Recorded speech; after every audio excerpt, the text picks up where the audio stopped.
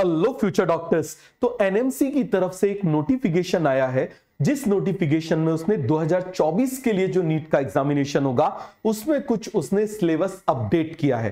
पहले मैं आपको एक बात बता देता हूं, देखिए जरा, ऐसा कभी नहीं हुआ कि एनसीईआरटी और जो एग्जाम होने वाला है उसके सिलेबस में कभी कॉन्फ्लिक्ट हो, लेकिन अभी आया है। तो इस बात को आप याद रखना, जब नीट के फॉर्म आएंगे तो इसके ऊपर क्लैरिफिकेशन जरूर आएगा। समझ में आ गया? तो इसलिए आपको ज्यादा पैनिक होने की जरूरत नहीं है। तो अभी यदि हम प्रेजेंट की बात करें कि उसमें क्या अपडेशन आया है, हम उसको एक बार जल्दी से देख लेते हैं। तो सबसे पहला चैप्टर है हमारा डाइवर्सिटी इन लिविंग वर्ल्ड। इसमें चेंज हुआ है। समझ में आ गया क्या चेंज हुआ है? अभी हम डिटेल में देखेंगे। स्ट्रक्चरल ऑर्गेनाइजेशन में भी थोड़ा सा चेंज है। सेल स्ट्रक्चर एंड फंक्शन, जिसमें बायोमोलिक्यूल भी एक चैप्टर है, जिसमें सेल साइकिल भी है, इस यूनिट में कोई भी चेंज नहीं किया गया है।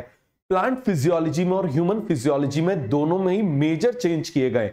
समझ में आ गया? मेजर चेंज का मतलब क्या है? इसमें चैप्टर्स को रिमूव किया गया है। ठीक है, चलिए आगे बढ़ते हैं। अब मुझे बताओ जरा, यदि हम 12th के सिलेबस की बात करें तो पहली यूनिट आप मुझे बताइए इसकी क्या है? रिप्रोडक्शन। इसमें भी मेजर चेंज किया गया है, पूरे चैप्टर को ही रिमूव किया गया है, रिप्रोडक्शन इन ऑर्गेनिज्म को। जेनेटिक्स एंड इवोल्यूशन में कोई भी चेंज नहीं है। बायोलॉजी एंड ह्यूमन वेलफेयर, इसमें भी चेंज है। इसमें भी एक चैप्टर को, स्ट्रेटजीज वाले चैप्टर को पूरी तरह से हटा दिया गया है।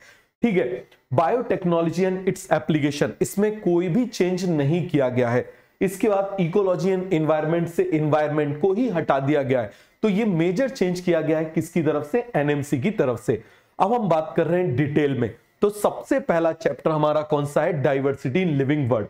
तो लिविंग वर्ल्ड जो टॉपिक है उसमें से क्या किया गया है? आप देखिए, जो टूल्स हैं, टेक्सोनॉमिकल एड्स हैं, उन सभी को हटा दिया गया।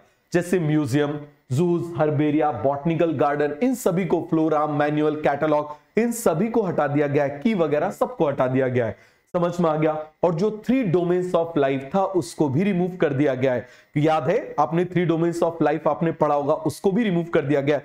2-3 साल पहले उसके ऊपर क्वेश्चन भी था। इसके बाद हम बात कर रहे हैं किसकी? इसमें से एंजियोस्पर्म का जो क्लासिफिकेशन दिया हुआ था, तो उस क्लासिफिकेशन वाले पार्ट को भी रिमूव कर दिया गया है। ठीक है, आगे आते हैं। किसी चीज को इसमें ऐड नहीं किया गया है। अब देखो जरा, structural organization in animal and plant.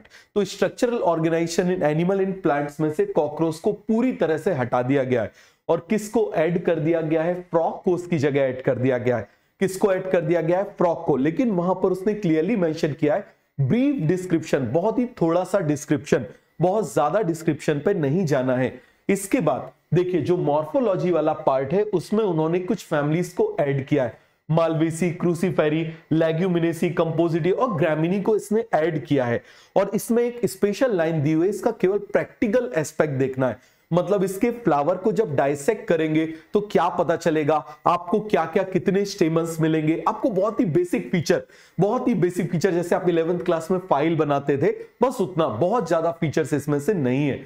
और एक चैप्टर ऐसा है, आप समझना, एनाटॉमी ऑफ फ्लोरिंग प्लांट्स। तो एनाटॉमी ऑफ फ्लोरिंग प्लांट्स में नई एनसीईआरटी में से कुछ पार्ट को रिमूव किया गया। मतलब जो नई एनसीईआरटी है उसमें से कुछ पार्ट्स को रिमूव किया गया। लेकिन जो एनएमसी का अपडेट है उसमें से इस चैप्टर को ही हटा दिया गया। तो इसके ऊपर आप देख लेना, क्लैरिफिकेशन जरूर आएगा, क्योंकि एक बड़ा कॉन्फ्लिक्ट है। कभी भी एनसीईआरटी और कभी भी कंडक्टिंग बॉडी के बीच में कॉन्फ्लिक्ट नहीं होता, बट यहां पर कुछ है तो वो जरूर गैप फिल होगा। तो आपको पैनिक होने की जरूरत नहीं है। ठीक है, चलिए हम आगे बढ़ते हैं। अब मुझे बताओ जरा, cell structure and function, cell the unit of life, biomolecule, cell cycle, इसमें कोई भी चेंज नहीं किया गया है। इसमें किसी भी तरह का कोई चेंज नहीं है। इसके बाद आप मुझे बताओ प्लांट फिजियोलॉजी। प्लांट फिजियोलॉजी में मेजर चेंज है। क्या मेजर चेंज है? कि इसमें ट्रांसपोर्ट को हटा दिया गया है और मिनरल न्यूट्रिशन को हटा दिया गया है। 2 बड़े चैप्टर को हटा दिया। अब जैसे कई बच्चों का मैसेज आया था कि सर ट्रांसपोर्ट हमने पढ़ लिया तो क्या हमारा टाइम अननेसेसरी वेस्ट हो गया? बिल्कुल नहीं। देखो, ट्रांसपोर्ट में आप इनिशियली देखोगे तो वो बेसिकली है क्या? वो प्लाज्मा मेम्ब्रेन की एप्लीकेशन है भाई। Diffusion, simple diffusion, facilitated diffusion, active transport, इसको पढ़ने से कोई नुकसान नहीं है। आपने पढ़ लिया, अच्छी बात है। जाइलम फ्लोएम के बारे में आपने पढ़ लिया, कोई नुकसान उसमें नहीं है। मिनरल न्यूट्रिशन इससे कंप्लीटली हटा दिया गया है। इसके बाद प्लांट ग्रोथ में से फोटो पीरियोडिज्म, वर्नलाइजेशन और उसके बाद में सीट डॉर्मेंसी, इन 3 पार्ट्स को कंप्लीटली रिमूव कर दिया गया है। और ये नई एनसीईआरटी से भी रिमूव है और एनएमसी के सिलेबस से भी रिमूव है। तो मैं आपको बार बार बोल रहा हूं, जब इसका सिलेबस आएगा, फाइनल सिलेबस आएगा, जब फॉर्म रिलीज होगा, तब आप देखेंगे कि उसमें भी आपको कुछ ना कुछ चेंजेस मिलेंगे। आगे आ जाइए। अब देखिए जरा ह्यूमन फिजियोलॉजी की यदि हम बात करें तो डाइजेशन एंड एब्जॉर्प्शन को कंप्लीटली रिमूव कर दिया गया है, कंप्लीट हटा दिया, इसके बदले किसी चीज को ऐड नहीं किया गया है। अब रिप्रोडक्शन, सीधे हम 12th क्लास में आते हैं। रिप्रोडक्शन इन ऑर्गेनिज्म चैप्टर को हटा दिया गया है। इन्होंने क्यों हटा दिया गया? क्योंकि देखो रिप्रोडक्शन इन ऑर्गेनिज्म चैप्टर जो है ये बेसिकली क्या होता है भाई, प्लांट डाइवर्सिटी, एनिमल डाइवर्सिटी की एप्लीकेशन है। तो उन्होंने ये मान लिया कि बच्चों ने वहां पढ़ लिया होगा, तो इसको अलग से पढ़ने की जरूरत नहीं है। ठीक है, आगे आइए। अब देखिए जरा, जेनेटिक्स एंड इवोल्यूशन में कोई भी चेंज नहीं किया गया है।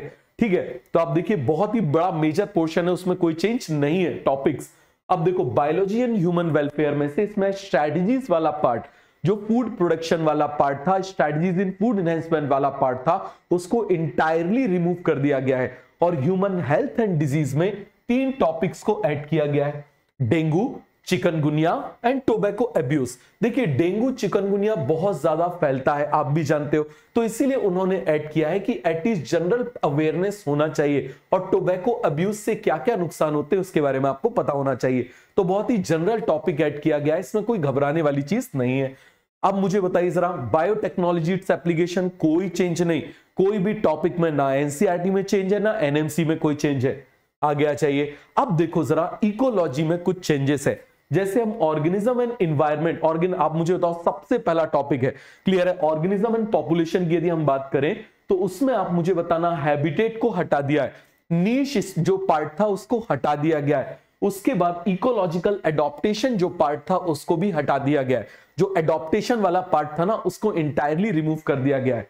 इकोसिस्टम में से न्यूट्रिएंट साइक्लिंग और इकोलॉजिकल सक्सेशन और इकोसिस्टम सर्विसेज, ये 3 पार्ट को रिमूव कर दिया गया है और इन्वायरमेंटल इश्यू को रिमूव कर दिया गया है।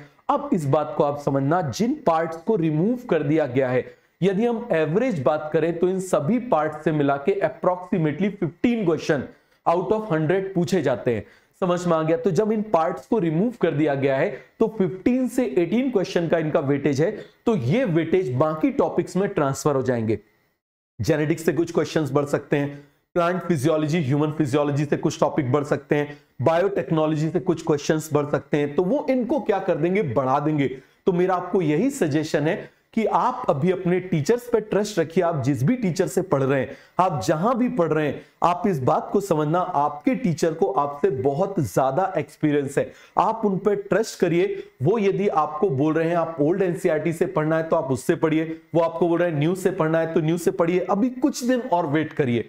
समझ में आ गया? जैसा वो बोल रहे हैं वैसा आप फॉलो करिए। समझ में आ गया? आप एनालिसिस कर सको, अभी आप इस लेवल पर नहीं हो, लेकिन वो एनालिसिस करके आपको चीजें बता सकते हैं, तो आप उनको फॉलो करिए। जो भी आपके टीचर बोल रहे हैं आप उसको फॉलो करिए, इससे कॉन्फ्लिक्ट नहीं आएगा। आप समझो, मैं इसके ऊपर कोई स्टेटमेंट क्यों नहीं दे रहा हूं। मान लो मैं आपको बोल दूं इससे पढ़ना है, तो क्या होगा, मान लीजिए आपके टीचर ने बोला है, मैंने आपको बोल दिया ओल्ड से पढ़ना है, आपके टीचर ने बोल दिया न्यू से पढ़ना है, आपके दिमाग में एक कॉन्फ्लिक्ट आएगा। ये टाइम किसी भी कॉन्फ्लिक्ट का नहीं है, ये पढ़ने का टाइम है। तो इसको जबरदस्त तरीके से पढ़ने पर लगाइए और बढ़िया से पढ़ाई करिए। और ये चेंज सभी के लिए, ऐसा नहीं कि केवल और केवल आपके लिए। और एक और मैं आपको बता रहा हूं, प्रेस रिलीज किया है एनएमसी ने और ये प्रपोजल दिया है कि 1 मिलियन पॉपुलेशन पर 100 गवर्नमेंट सीट होना चाहिए, मेडिकल की सीट होना चाहिए। ये आपको समझ में आ गया?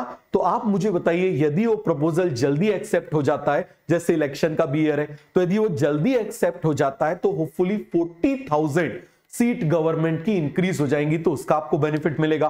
तो इसको आप समझिए। ठीक है, तो चलिए, ठीक है, thank you, wish you good luck.